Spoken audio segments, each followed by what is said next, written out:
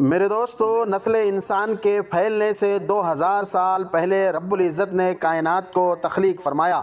زمین پر جنات کو حکمرانی دی جو آگ سے پیدا کیے گئے تھے، اور آسمانوں پر نور سے پیدا کیے گئے فرشتہ و ملائکہ تھے۔ وہ ہر وقت عبادت الہی میں مصروف عمل رہتے۔ جنات آگ سے پیدا ہونے کی وجہ سے آتش مزاج کے حامل تھے۔ سرکشی، بغاوت، دنگا فساد اور خون ریزی ان کی سرشت میں داخل تھا۔ جب زمین پر جنات کا لڑائی جھگڑا حد سے بڑھ جاتا تو اللہ تبارک و تعالیٰ آسمانوں سے فرشتوں کے لشکر بھیجتے جو ان سرکش جنات کو مار مار کر سمندری جزیروں اور ویران پہاڑی علاقوں میں بھگا دیتے۔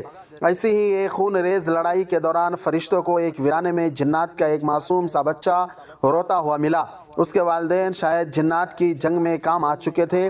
فرشتوں کو اس معصوم صورت جن بچے پر ترس آ گیا، چنانچہ رب کائنات کی اجازت سے فرشتے اس بچے کو آسمانوں پر لے آئے، جہاں وہ اللہ تعالیٰ کی عطا کردہ ذہانت کی بنا پر بہت جلد معلم الملکوت کے نام سے پکارا جانے لگا۔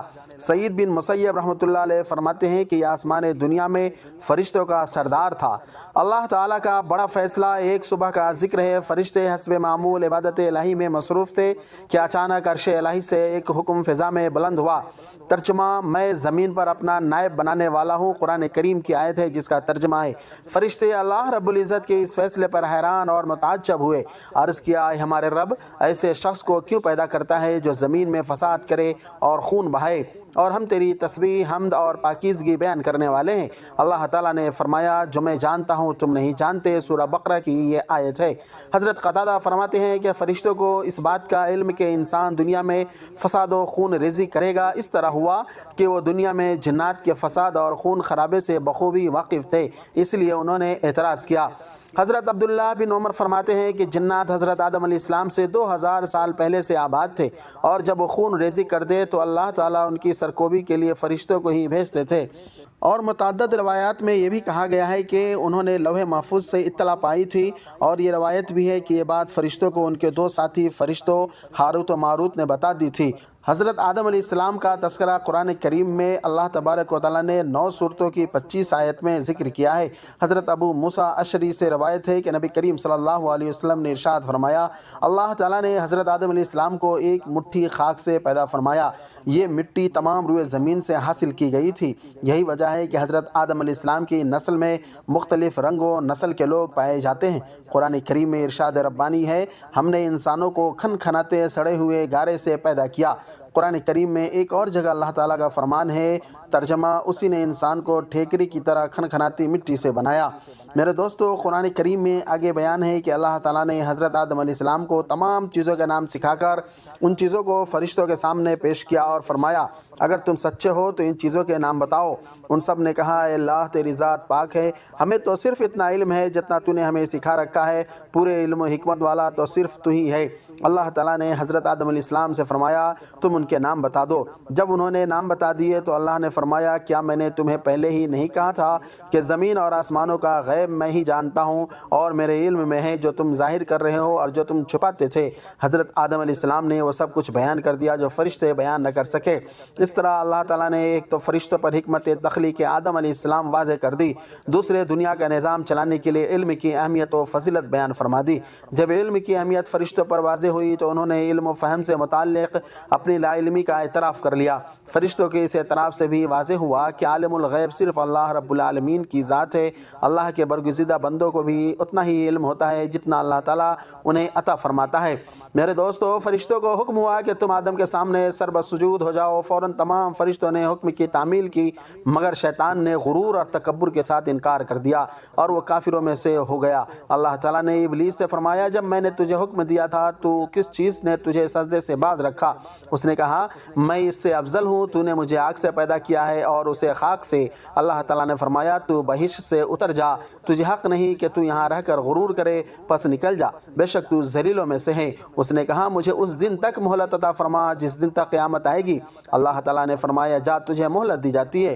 پھر شیطان نے کہا کہ مجھے تو نے معلوم کیا ہی ہے، میں بھی تیرے سیدھے راستے پر ان کو گمراہ کرنے کے لیے بیٹھوں گا، پھر ان پر حملہ کروں گا، ان کے آگے سے بھی اور ان کے پیچھے سے بھی اور ان کے دائیں جانب سے بھی اور ان کے بائیں جانب سے بھی، اور تو ان میں سے اکثر کو شکر گزار نہیں پائے گا۔ اللہ تعالیٰ نے فرمایا کہ یہاں سے ذلیل و خوار ہو کر نکل جا، جو شخص ان میں سے تیرا کہنا مانے گا میں ضرور تم سب سے جہنم کو بھر دوں گا۔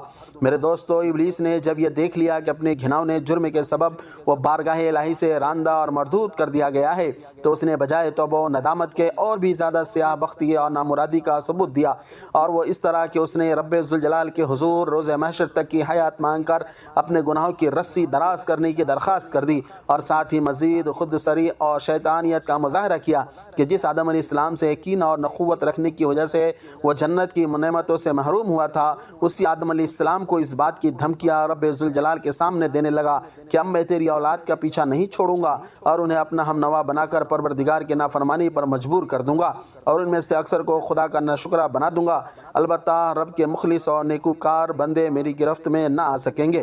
میرے دوستو، یہ بات کسی مسلمان سے مخفی نہیں کہ شیطان انسان کا ازلی دشمن ہے۔ وہ انسان کو اللہ کا نافرمان بنانے کے لیے ہر وقت کوشش میں لگا رہتا ہے۔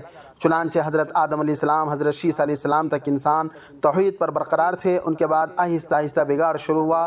حضرت نوح علیہ السلام کی بعثت سے کچھ عرصہ قبل شیطان نے لوگوں کے دلوں میں یہ وسوسہ ڈال دیا کہ وہ حضرت آدم اور حضرت نوح علیہ السلام کے درمیانی زمانے کے بزرگ ہستیوں کی صورتیں بنائے تاکہ ان کو سامنے دیکھتے ہوئے عبادت میں رغبت رہے اور بھلے وہ عبادت اللہ تعالیٰ کی کرتے رہیں، اور انہوں نے ایسا ہی کیا۔ لیکن ان لوگوں کے مرنے کے بعد نئی نسل نے یہی سمجھا کہ ہمارے آباء و اجداد اسی صورتوں اور مورتیوں کی عبادت کرتے تھے، تو انہوں نے اس کی عبادت شروع کر دی، اور اس طریقے سے شرک سلسلہ جاری ہوا اور آج تک اس کا یہ سلسلہ جاری ہے۔ میرے دوستو، آپ نے اس ویڈیو میں دیکھ لیا کہ کس طریقے سے شیطان انسان کو گمراہ کرتا ہے، اور شیطان انسانوں کا ازلی دشمن ہے۔ لہٰذا ہم سب کو چاہیے کہ شیطان مردود سے اللہ کی پناہ چاہے اور دعا کرے، اے پاک پروردگار ہمیں نیک راستے پر چلا اور ہمیں اس دنیا میں بھی اور آخرت کی تیاری کرنے کی توفیق عطا فرما، اور شیطان کے بہکاوے سے ہم سب کی حفاظت فرما۔ آج کے لیے بس اتنا ہی۔ اگر آپ کو ہماری یہ ویڈیو اچھی لگی ہو تو اپنے دوستوں میں شیئر کریے